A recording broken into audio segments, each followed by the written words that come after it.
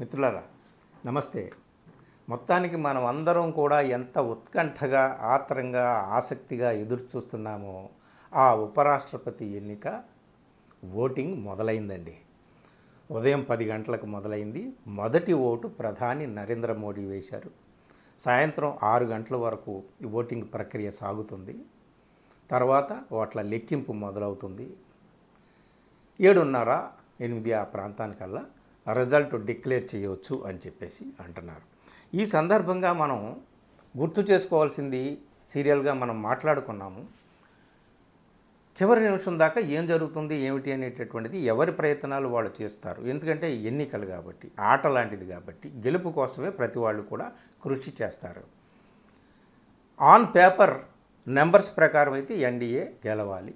కానీ అంతరాత్మ ప్రబోధం, మీ మనస్సాక్షి సాక్షిగా ఓటు వేయండి అని చెప్పేసి జస్టిస్ బి సుదర్శన్ రెడ్డి అందరినీ కలవడము, ఆయన తెలుగువాడు కావడము, తెలుగు ఎంపీల సంఖ్య ఒక్కటి ఆయన వైపు మొగ్గు చూపితే ఆయన విజయం ఖాయమైపోయే అవకాశాలు ఉండడము, బీజేపీకి లోపలే అంతర్గత లుకలుకలు కొన్ని ఉన్నాయని రాజీవ్ ప్రతాప్ రూడీ లాంటి వాళ్ళు కాన్స్టిట్యూషనల్ క్లబ్ ఆఫ్ ఇండియా ఎన్నికల్లో అమిత్ షా క్యాండిడేట్కి వ్యతిరేకంగా తిరుగుబాటు బావుటా ఎగరేసి ఆయన రాహుల్ గాంధీ కాంగ్రెస్ పార్టీ, టీఎంసీ లాంటి సపోర్టుతో గెలవడము, ఈ అన్ని పరిణామాలతో చూస్తే there may be some chances of cross voting అనేటటువంటి ఊహాగానాలు, వాదోపవాదనలు, విశ్లేషణలు అన్నీ జరిగాయి. వీటన్నిటికీ సాయంత్రం 7 గంటల తర్వాత తెరపడుతుందండి.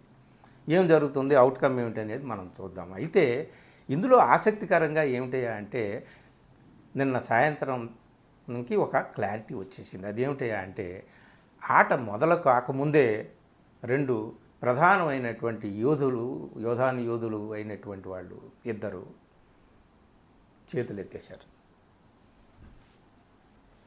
రిటైర్డ్ హర్ట్ ప్రకటించేశారు ఆట బిగిన్ కాకముందే. అప్పుడే మనకు ఒక క్లారిటీ వచ్చేసింది అనమాట. అంటే ఎవరు వాళ్ళు? బిజు జనతాదళ్ ఒరిస్సా నవీన్ పట్నాయక్, బీఆర్ఎస్ నాయకుడు కేసీఆర్ మేము ఓటింగ్లో పాల్గొనడం లేదు అన్నారు.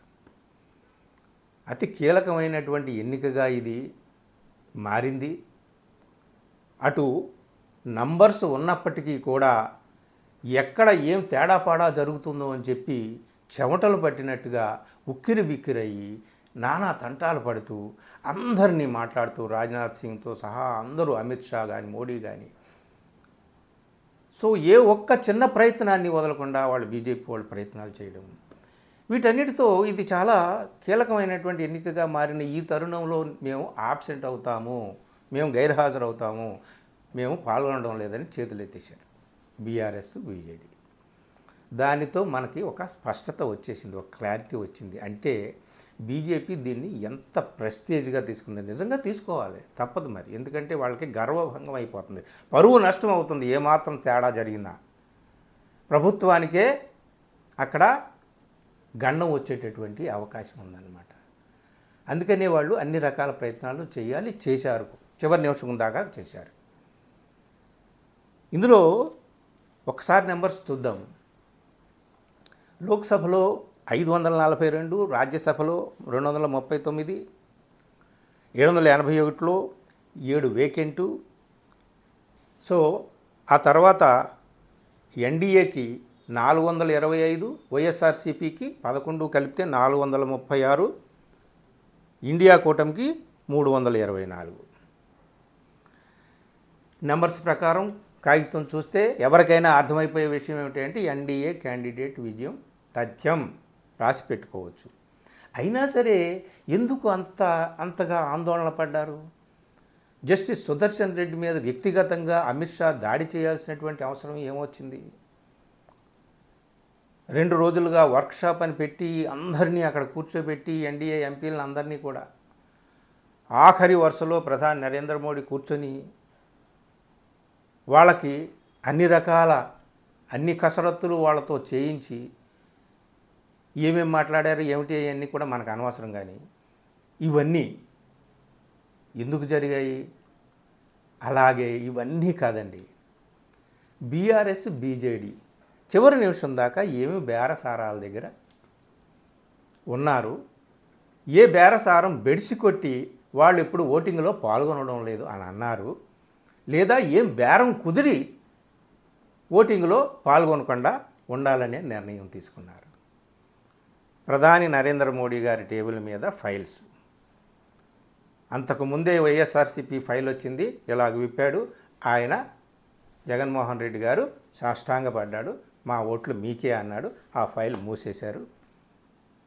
నిన్న సాయంత్రం నుంచి జరుగుతున్నటువంటి సోషల్ మీడియాలో చర్చ అనమాట. ఇప్పుడు ఈ 2 ఫైల్స్ తీశారు.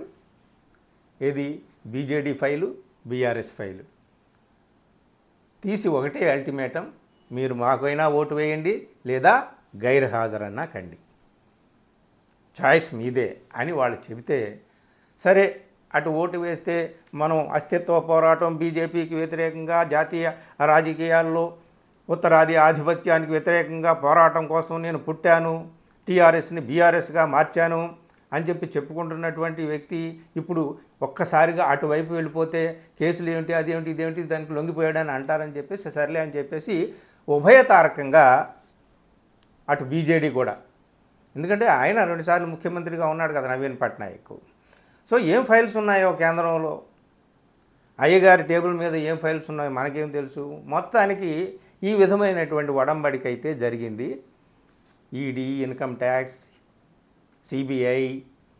సో ఏమి చూపించారు, ఏమి చూశారు, ఎలా భయపెట్టారు లేదా ఎందుకు భయపడ్డారు ఏమో కానీ చివరి నిమిషంలో we are out from the game అన్నారండి.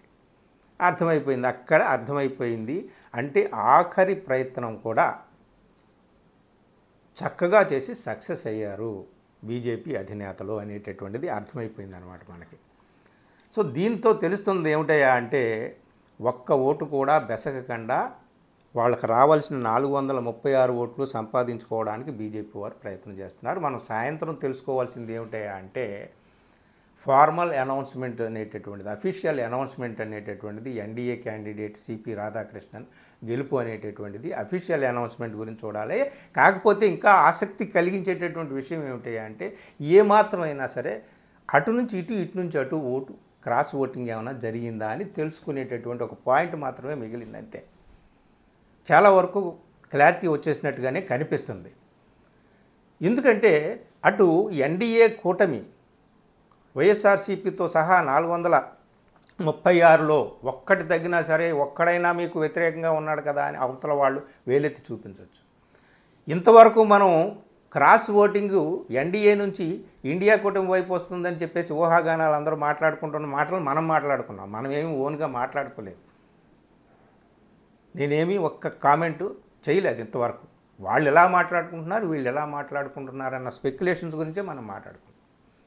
కానీ ఇంకొకటి ఏమిటంటే, తమ ఓట్లని కాపాడుకుంటూనే ఇండియా కూటమి నుంచి కూడా ఓట్లు రప్పించుకోగలిగితే అది ఇంకా మోరల్ విక్టరీ అవుతుందన్నమాట. అది ఇంకా ఘన విజయం అవుతుంది. దానికోసం బీజేపీ వారు చాలా ప్రయత్నాలు చేశారు, అన్ని ప్రయత్నాలు చేశారు. ఏ ప్రయత్నం వల్ల ఆఖరికి పీయూష్ గోయల్, రాజ్నాథ్ సింగ్ ఇట్లాంటి వాళ్ళు అందరూ కూడా ఎవరికి వాళ్ళే ఏ ప్రాంతానికి సంబంధించినటువంటి ముఖ్యమైనటువంటి బీజేపీ నాయకులకి ఆయా ప్రాంతపు ఎంపీల ఒక్కొక్క గ్రూప్ని చేసి ఒక్కొక్క గ్రూప్కి ఒక్కొక్క నాయకుడిని పెట్టి ఏ ఒక్కరిని వదిలిపెట్టకూడదు. ఆ గ్రూప్కి సంబంధించిన నాయకుడు వాళ్ళందరినీ కూడా లంచ్కి పిలవాలి, డిన్నర్కి పిలవాలి, బ్రేక్ఫాస్ట్ చేయించాలి, అందరినీ కూడా దగ్గరుండి ఒక్కొక్కరిని పార్లమెంట్కి తీసుకురావాలి. ఇలాంటి ఏర్పాటు. అలాగే ఓట్లు వేసేటప్పుడు ధనకర్ ఓటింగ్ అప్పుడు దాదాపు 15 ఓట్లు ఇన్వాలిడ్ ఓట్లు లాస్ట్ టైం మనకు తెలుసు. ఎంపీలు అంత పెద్ద ఉన్నత స్థానాల్లో ఉన్నటువంటి వాళ్ళే ఓటు ఎలాగ వేయాలో తెలియక ఇన్వాలిడ్ అయినటువంటి ఓట్లు ఉన్నాయి. సో ఒక్క ఓటు కూడా ఇన్వాలిడ్ కూడా కాకూడదు. అలాంటి జాగ్రత్తలు కూడా అటువైపు తీసుకున్నారు, ఇటువైపు తీసుకున్నారు. అంటే లాస్ట్ మినిట్ వరకు ఎవరు చేయాల్సినటువంటి పనులు వాళ్ళు చేశారు. ముఖ్యంగా బీజేపీ నాయకులు మాత్రం అన్ని ప్రయత్నాలు చేశారండి. ఇక మనం ఎదురు చూడాల్సింది ఏమిటయ్యా అంటే, నంబర్స్ ఏమిటి, ఎవరికి ఎన్ని ఓట్లు వచ్చాయి ఏమిటి అనేటటువంటిది చూస్తే అప్పుడు దాన్ని బట్టి ఏమైనా మాట్లాడుకునే ఉంటాయి. కానీ మొత్తానికి అస్తిత్వవాదులము, ఆత్మగౌరవం అని మాట్లాడేటటువంటి వాళ్ళు ఉత్తరాది ఆధిపత్యానికి వ్యతిరేకంగా పోరాటం అని చెప్పినటువంటి వాళ్ళు ఒక్కసారిగా ఇలా చేతులు ఎత్తేయడం అనేటటువంటిది అది కొంచెం ఆలోచించాలి. ఈ ఒక్క ఎన్నికకు సంబంధించి మాత్రమే ఉండదు ఆ నిర్ణయము. ఆ నిర్ణయం యొక్క ప్రభావం వాళ్ళని వెంటాడుతూ ఉంటుంది. ఏదేమైనా సరే ఎవరి పాలిటిక్స్ వాళ్ళవి. పాలిటిక్స్లో శాశ్వత శత్రువులు మిత్రులు ఉండరంటారు. సాయంత్రం 7-7:30 కల్లా మనకు ఫలితాలు తెలిస్తాయి. అప్పుడు మాట్లాడుకుందాం. ప్రస్తుతానికి ఈ రిటైర్డ్ హార్ట్ ఎవరు, ఎందుకు, ఏమిటనేటటువంటి దాని మీద అందరూ కూడా దేశమంతా ఏం మాట్లాడుకుంటున్నారు అనేటటువంటి మాట మాత్రమే మనం ఇప్పుడు మాట్లాడుకున్నాం. Let us wait till the 7:30 PM today. Thank you.